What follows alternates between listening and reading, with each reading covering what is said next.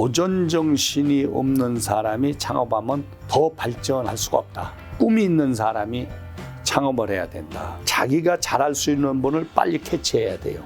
내가 도움이 되는 사람을 얼마나 알고 있느냐.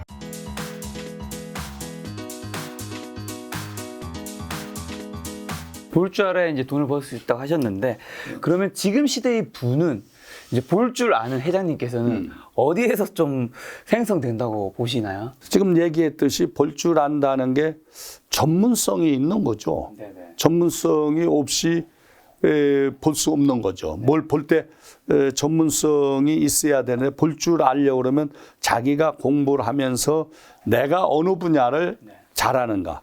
어떤 사람은 와인을 계속 마셔도 이게 무슨 맛인지 몰라요. 그렇죠, 그렇죠. 그런데 그 사람은 또 맛이 꼭 모르는 게 다른 건 또 알 수도 있어요. 그러니까 내가 잘할 수 있는 분야가 뭐냐. 요즘은 옛날하고 달라서 자기가 잘할 수 있는 분을 빨리 캐치해야 돼요. 내가 잘할 수 있는 분야 있어요. 틀림없이 있어요. 누구에게나. 그 분야를 해서 할 때 빨라질 거라고 봅니다. 자, 그럼 부자가 되는 기회를 잡는 사람들의 좀 특징이랑 부자가 되기 위해서 필요한 거는 회장님께서는 뭐라고 생각하시나요? 우선 볼 줄 아는 게 중요하고, 두 번째는 사람과의 관계가 참 중요합니다. 우리는 이제 어떤 일을 내가 하려고 그러는데 사람 관계가 좋은 사람은 정보도 주고, 그렇죠, 그렇죠. 또 이렇게 이게 좋으니까 한번 해봐 이럴 수도 있고, 또 상대가 가지고 있는 정보도 다 얘기해 주고, 이런데 사람 관계에서 안 좋은 사람, 그러니까 사람 관계라는 게 우리가 이제 이 관계를 사람을 많이 한다고 관계가 아니라 정말로 내가 도움이 되는 사람을 얼마나 알고 있느냐. 그리고 그 사람이 알고 있다는 거 중요하지. 가끔 난 누구하고 동창이야 이러는데 하나도 안 중요합니다. 그 사람이 나를 어떻게 생각하느냐 중요하죠. 그래서 모든 시작은 사람으로부터입니다. 예를 든다면은 내 직원들이 나를 존경한다든가 함께 일하고 싶어 한다든가, 이런 분이라면 한다면은 그것이 문화로 만들어서 똘똘 뭉치고 내가 이분을 위해서 내 몸을 다 바쳐 하겠다면 달라지죠. 관계에 또 내가 내 직원들 이런 사람이라면 내가 아깝지 않다. 뭐든 다 해주겠다. 이러면은 사람 관계에서 굉장히 중요하죠. 그러니까 어느 식당 하나 하는데도 종업원 하나 잘 두면 그 사람이 다 해주고, 중소기업 하는데 영업부장 하나 잘 뽑아놓으면 그거 아무 걱정 없이 알아요. 그동안 그렇게 안 됐던 것이 확 바뀌는 거예요. 내가 그런 조언에서 바뀐 회사도 있어요. 한번 영업을 사람을 다시 써봐라. 이런 사람 써봐라 했더니 해가지고 엄청난 변화했어요. 난 조언 그거 하나 해준 것뿐인데. 그래서 그걸 굉장히 고맙다고 해서 계속 술 사준다고 쫓아다녔어요. 다음 조언을 또 들으시려고. 자, 볼 줄 아는 것과 이제 사람과의 관계가 중요하다고 해주셨는데, 이제 젊은 시절에 회장님은 이제 뭐 부자나 이런 건 아니셨잖아요. 나중에 이제 나이가 점차 드시면서 제게 이제 회장도 되고 하셨는데, 그럼 부자와 이제 가난하신 분들의 좀 가장 큰 차이야. 사고방식은 좀 뭐가 다른 것 같으세요? 딱 극명하게 본다면. 이제 사람들이 부자는 운이 있다고 생각하는데, 부자도 그렇죠. 종류를 따진다면은 부모로부터 받은 부자들이 있고, 근데 요즘은 부모로부터 받았다고 그 부가 꼭 유지는 안 됩니다. 맞습니다. 미국에도 100년 계속 이어진 기업들이 몇 개 안 됩니다. 100년 동안 계속 잘 됐거나 살아있는 기업이 몇 개 안 될 정도예요. 그러니까 우리나라도 따지지 않아서 그렇지 수없이 많이 망하고 흥했는데, 부모로부터 받은 것을 더 키운 사람이 있고, 부모로부터 받아서 오래지 않아서 망한 사람이 우리도 수없이 많습니다. 망한 회사는 다 보도도 안 되고 그러니까 몰라서 그렇지. 그럼 자수성가는 것이죠. 자수성가라는 게 참 어렵죠. 자수성가라는 게 어려운데, 자수성가를 하는 사람들은 자기한테도 운이 꼭 옵니다. 이게 운이 이렇게 큰 운이 오느냐 작은 운이 오느냐 하면 운이 옵니다. 나 경우도 돈이 하나도 없이 시작을 했는데 일본서 투자를 받았어요. 80년도에 7억 8천만 원이니까 한 80억 투자를 받은 거예요. 80억 투자를 받았는데 일본 사람을 처음 만난 사람한테 받았어요. 처음 만난 사람이요? 처음 만난 사람한테. 근데 이 사람이 나한테 왜 투자를 해줬겠어요? 나는 그 회장하고 쭉 얘기하면서 그분이 내가 말하는 걸 굉장히 좋아하는 느낌을 받았어요. 왜 남녀간에 만나도 그렇고 친구가 처음 본 사람이 만났는데 저 사람하고 오래 하고 싶은 사람이 있잖아요. 끌림이란 게 있죠. 끌림. 네, 그 얘기했어요. 그 눈빛이 끌리고 행동이 끌리는 거예요. 그러니까 긴 시간을 나한테 한 3시간 가까이를 쭉 얘기, 처음 만난 사람한테. 그래서 한국에 투자해달라는 이런 요청을 했는데 그러더니 저녁을 먹자는 거예요. 일본 사람은 처음 만난 사람하고 저녁 먹자 소리 안 씁니다. 그거는 오래 만나서 가까운 사이가 돼야 저녁 먹.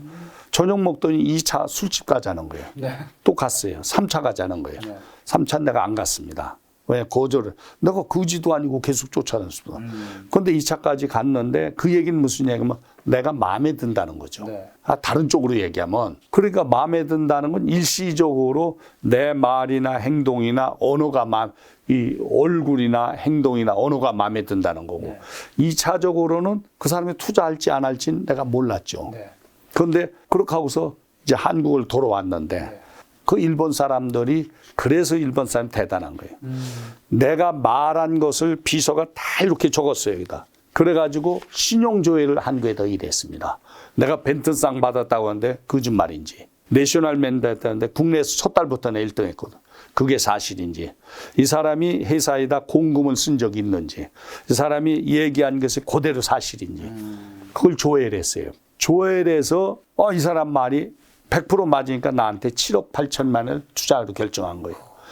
그런데 만일 내가 얘기한 게 좀 거짓을 시켜서 불렸다든지 네네. 숫자가 틀렸다든지 내가 브리타니카 다니면서 이상한 짓을 했다든지 네. 절대 안 했을 겁니다. 그러면 그것은 나한테 운이 왔는데 그 사람 만난 것까지 내 운 아니에요? 네. 만났는데 기회는 나한테 안 준 거죠. 그렇죠.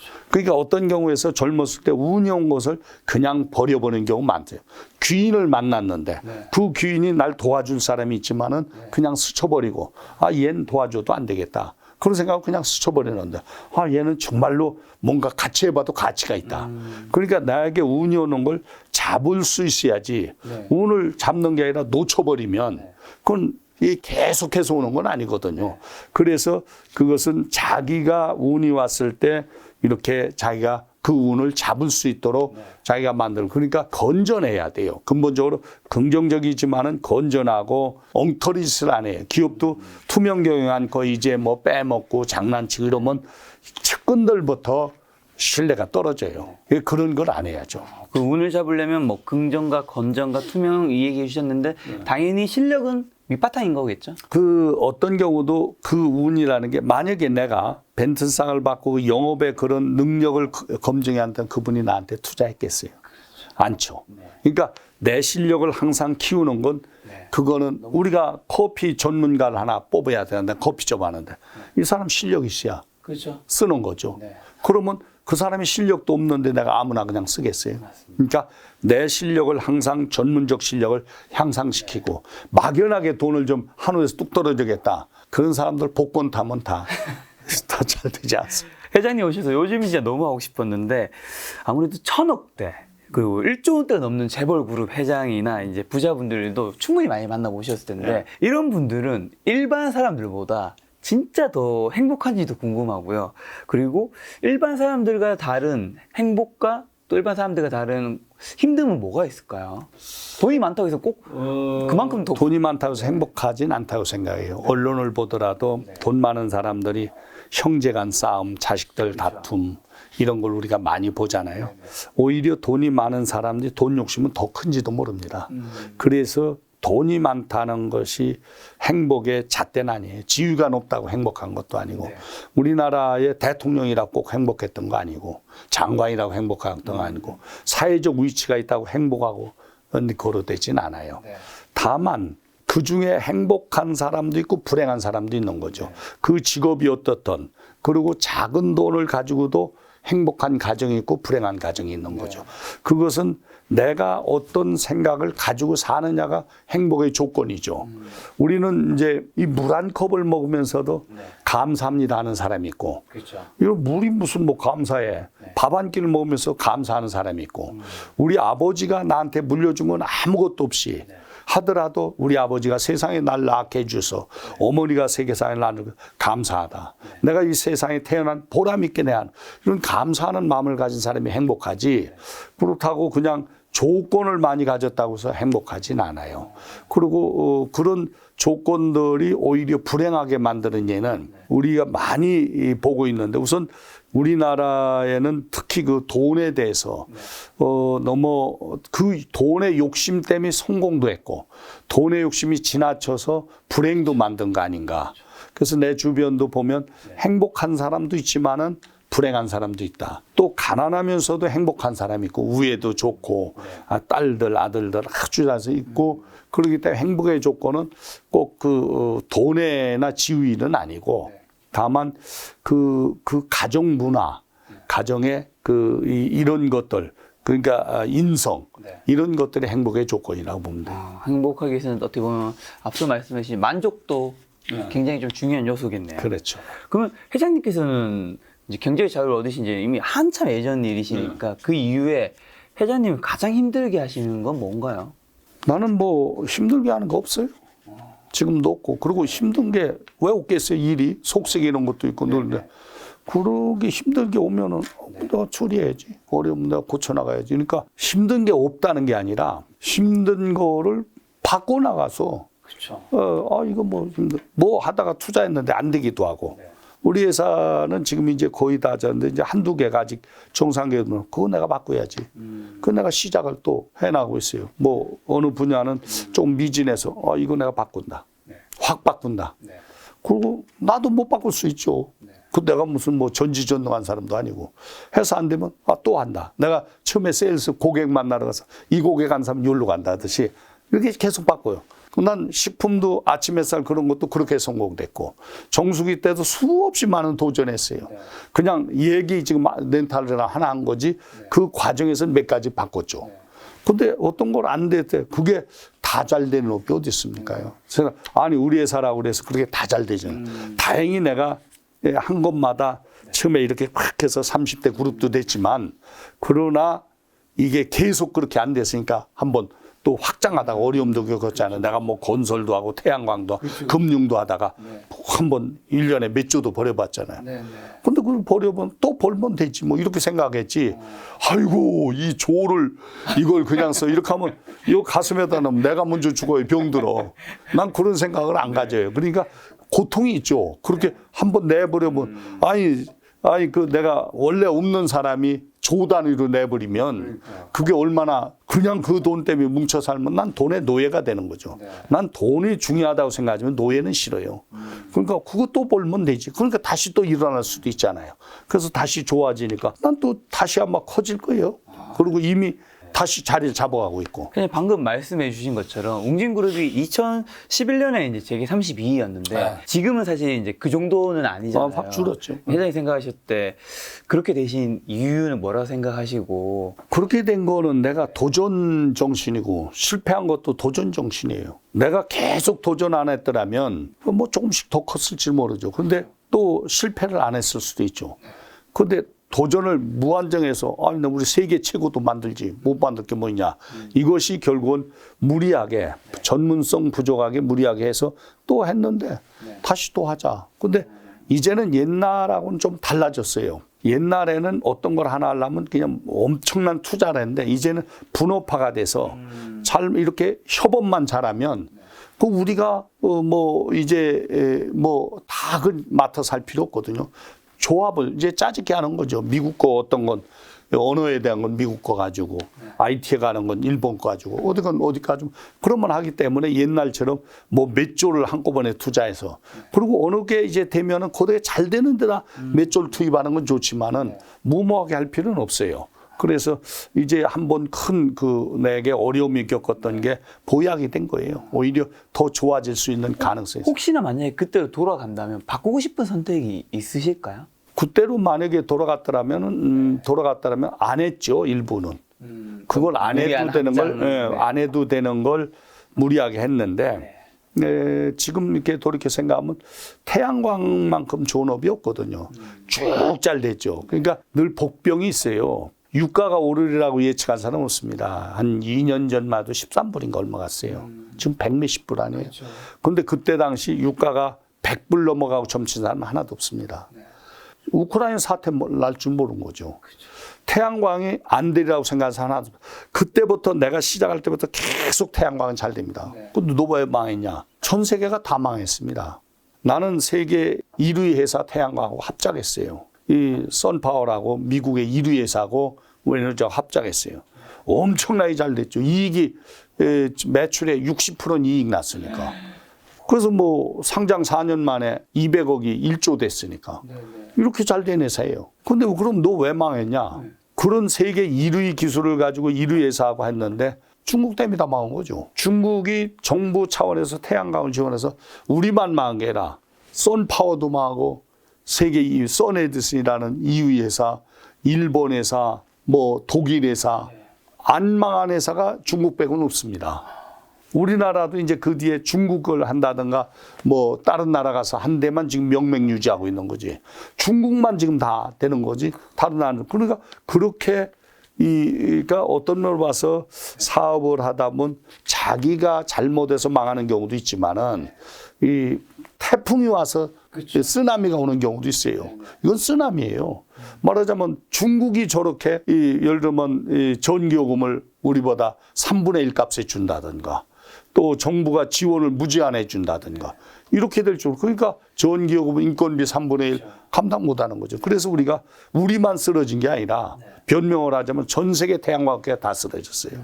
그러니까 그걸 뭐 굳이 내가 능력이 없다. 아니 내가 능력이 없으면 세계 1위 회사하고 했으니까 별 문제 없을 거 아니에요. 그러니까 그런 인간이 살다 보면 그런 것이 와요. 그리고 건설 인수했더니 리먼 사태가 났어요. 몇 개월 안에. 그러니까 이런 것이 아니 지금 기름값이 100 몇십 불 내리라고 그러면 기름 잘못하면 지금 다 망하는 거죠. 그러니까 곡물값 오르지 물가 오르지 이거 예측한 사람이 몇이나 됩니까? 우크라이나 사태 저렇게 일 거는 누가 예측했어요. 그러니까 그런 것이 이렇게 하다 보면 늘 있어요. 그러니까 보험이 내가 못 들고 한 거예요. 보험이라는 건 그 예견을 해서 그렇게 어려울 때도 돈을 그래서 살 수 있어야 되는데 한참 성장할 땐 있는 돈도 다 갖다 집어넣어 가지고 한 거죠. 야, 어떻게 보면 한 인간이 이제 감당할 수 없는 그런 고통이 세상에 줄 때가 오죠. 있잖아요. 계속 오는 겁니다. 근데 회장님은 어떻게 보면 그로 인해서 수많은 상처를 받으셨을 것 같은데 근데 지금 굉장히 건강해 보이시고 해피해 보이신단 말이에요. 괜찮으셨나요? 정말? 나는 이 몇 가지가 우선 건강 관리를 그때 어려울 때 철저히 했어요. 운동 더 하고. 오히려? 그리고 스트레스 안 받으려고 내가 이만하면 어디냐. 그러다 운이 좋아서 뭐 시골에서 아무것도 없던 놈이 이 정도면 어디냐. 지금 우리 직원하고 남은 회사도 있지 않냐. 이렇게 생각했고. 그리고 내가 살 수 있었던 건 우선 우리가 법정 관리를 들어갔는데 금감원에서 6개월, 검찰 4개월 조사했는데 비리 한 건 못 잡았습니다. 단 1,000만 원짜리 못 잡았어요. 네네네. 아마 그룹이 이런 회사 대한민국에 없을 겁니다. 내가 자신 있게 얘기하죠. 왜냐하면 1,000만 원짜리 하면 검찰이 그렇게 조사하다, 금감원도 조사하다가 안 되니까 보도자료를 냈는데 그 보도자료 내용이 이 비리 하나도 없고 깨끗한 회사식으로 그런 내용은 아니지만 그런 분위기로 냈어요. 이렇게 낼 수는 없죠. 검찰이 그렇게 해서 털어서 문제 안 난다는 게 한국인데 뭐라도 나왔으면. 네, 그래서 그런 것들이 자부심을 내가 가지고 있어요. 나는 처음 사업하면서부터 아까도 얘기했지만 납품 내가 한 군데도 안 했다는 그룹 회장이 납품 한 군데도 시키자 친인척 무수히 다 잘 살아요. 난 그런 거 생적으로 안 맞아요. 그리고 어떤 경우도 내 아는 사람이 뭐 납품이나 뭐 해달라면 아는 사람이라고 배제하는 게 아닙니다. 근데 부탁하는 사람이 대부분 안 되는 사람이 부탁할 만해요. 그렇죠. 안 되니까 부탁을 하겠죠. 최종 결정에 사무위 안에만 들으면은 비슷하면 해준다 그럽니다. 안 들어요. 최종 결정 사무위 안에만 들어봐라. 뭐 어떤 인테리어 하나 한다. 사무위 안에만 우리 실무자, 그건 다 실무자가죠. 그럼 내가 어떤 여기 해라, 내 친척 누구 해라. 그걸 않죠. 그러니까 다시 살 수 있는 거죠. 만약 그렇지 않으면 재기 불가능. 그래서 저때 투명 경영했고 건강 관리했고 그리고 내가 이제 스트레스 안 받으려는 노력 이런 것들을 해와서 다시 재기할 수 있었습니다. 회장님 뵙고 나니까 뭔가 사업가는 타고나는 게 아닌 건가라는 생각도 좀 드는데요. 요즘 창업에 이제 도전하는 청년들도 좀 많잖아요. 어떤 사람이 창업을 해 성공할 수 있을까요? 타고나는 건 아니고요. 내가 보기엔 타고나는 건 아닌데 도전 정신이 없는 사람이 창업하면 더 발전할 수가 없다. 그렇죠. 꿈이 있는 사람이 창업을 해야 된다. 그리고 전문성이 없는 사람이 창업을 할 때 실패할 확률이 많다. 그래서 그 가끔 보면은 편의점, 뭐 치킨점, 무슨 식당, 그러니까 그냥 퇴직하고서 아무 경험도 없이 그거 하면 잘 될 것 같고 또 하고서 우리 맛이 좋은데 안 된다고 그러거든요. 음식 하려면 음식의 전문성. 또 뭐 치킨하면 치킨의 전문성이 있어서 정말로 내가 다른 사람보다 고객이 좋아하는 걸 만들 수 있어야 되거든. 결국은 고객이 좋아하는 걸 만들 때 성공하는 것이지 그냥 내가 그냥 다른 사람만큼은 해. 나 성공하기 쉽지 않지. 그래서 창업을 할 사람들은 충분히 내가 어디에 전문성이 있는가, 그리고 내가 도전 정신이 있는가, 끊임없이 내가 배우고 있는가, 이런 사람들은 꼭 뭐 어렸을 때부터 저 사람은 기질이 창업하면 잘할 거야, 그렇게 보진 않습니다. 꼭 머리가 좋다고 해서 창업하면 성공하는 것도 아니고요. 돈을 많이 벌고 싶다라는 목표가 확실한 사람도 좀 좋다면서요? 아주 좋죠. 돈을 많이 벌어야 되겠다. 근데 막연하게 돈 벌겠다는 사람이 돈이 따라오게 만들어야지. 돈을 내가 쫓아다닌다고 돈은 잘 도망가요. 잘 안 오죠, 내 앞으로. 돈을 쫓아가면 왜 돈이 도망갈까요? 돈은 생리적으로 오게끔 만들어야지. 아니, 그러니까 내가 새 오게끔 환경을 만들어서 만들어야 새가 날라오지. 새를 쫓아가면 새가 다 날아가죠. 그 먹이도 있고 환경도 있고 공기도 좋고 이래야 날라. 그런 걸 만들 적에 돈도 그렇게 만들어 놓으면 두르죠. 근데 그렇게 안 만들면 커피를 장사하는데 커피 맛이 정말 딴 데보다 차별해서 정말 거리가 멀어도 차 타고 가서 커피 한 잔 먹고 싶을 때 되는 거지. 그러면 거기 돈이 생기기도 그래서 버는 거지. 아이고 그냥 억지로 그냥 안 먹겠다는 커피 먹여가지고 그거 되겠어요. 자, 창업에서 가장 중요한 건 아무래도 사업 아이템일 텐데 좀 획기적인 아이템은 회장님 어떻게 좀 찾을 수 있을까요? 이제 획기적인 아이템 없어요. 왜냐하면 내가 사업할 때 80년대 전엔 있었습니다. 왜냐하면 우리나라가 미개할 때 선진국 가보면 할 만한 게 많았어요. 하다못해 아이스크림 하나를 가져와도 됐고 뭘 가져야 됐어요. 이제 세계에 잘한다는 건 다 우리나라에 다 들어와 있어요. 그 경쟁에서 이겨야 되는 거지. 획기적인 아이템. 물론 미래 전망을 보는 이 아이템을 찾을 수 있죠. 지금부터 IT 분야가 좋다든가 이럴 수 있지만은 이거 남이 않는 이 획기적인 건 없습니다. 그 중에서 남이 않는 걸 찾는 거죠. 어떤 아이템 중에서 다른 사람이 않고 나만 독자적으로 차별화해서 한다든가 어떤 특허를 낸다든가 이럴 수 있지만은 이제 뭐 이거 하면 돈 번다 하는 꼭 이거라는 것은 그렇게 찾기 쉽지 않습니다. 그 IT 업종을 한다는 IT에서도 나만의 차별화를 찾아야죠. 보면 수없이 많은 사람들이 그 안에서 획기적인 걸 찾은 거죠. 그렇지 그냥 그냥 뚝 떨어지듯이 획기적인 건 없습니다. 이제 아이템 자체는 이제 창의적인 그런 걸 찾기 너무 힘든데 그 아이템 안에서 그렇죠. 색 다르게